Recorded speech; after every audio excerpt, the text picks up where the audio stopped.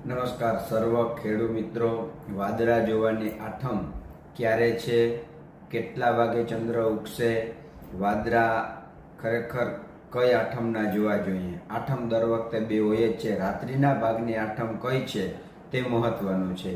તો રાત્રિના ભાગની આઠમ છે વૈશાખ વદ આઠમને મંગળવાર, તારીખ 20/5/2025. જે મંગળવારની રાત્રિ છે 20 તારીખે, આમ જોઈએ તો 12 વાગ્યા પછી તારીખ બદલી જાય છે, પણ આપણે મંગળવાર લેવાનો છે. મંગળવારે રાત્રિએ જે ચંદ્રોદય થશે એ આઠમનો થશે, કારણ કે મંગળવારે વહેલી સવારે 28 કલાક 54 મિનિટ અને 48 સેકન્ડ સુધી આઠમનો ભાગ છે.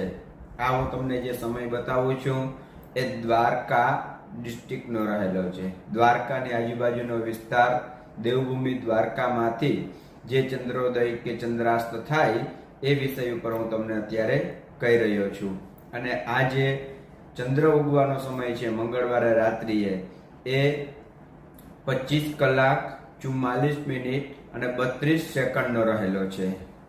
હું આ વિડીયા તો 3-4 વર્ષથી આઠમનો બનાવું છું, પણ એકવાર રાત્રે મને 2 વાગે ફોન આવ્યો હતો અને પૂછ્યું હતું કે વાદળાના હિસાબે ચંદ્ર દેખાતો નથી, તો વાદળા વધારે હોય તો ચંદ્ર મહારાજ 5-10 મિનિટ મોડા જ દેખાય, પણ ચંદ્રનો અંજવાળો છે તે જ છે એ આજુબાજુમાં 100% દેખાવાનું છે.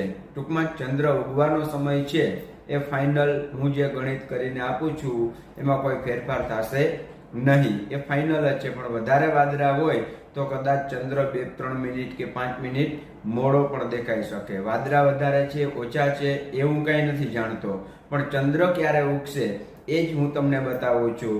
તો રાત્રે 1 કલાક અને 44 મિનિટે 1:45 વાગે ચંદ્ર ઉગે એટલે આઠમ હોય. દરેક વડીલને ખબર છે, દરેક ખેડૂત મિત્ર જે મોટી ઉંમરના છે એ ચંદ્ર ઉગવાનો સમય અને આઠમ જાણે જ છે ક્યારે હોય છે.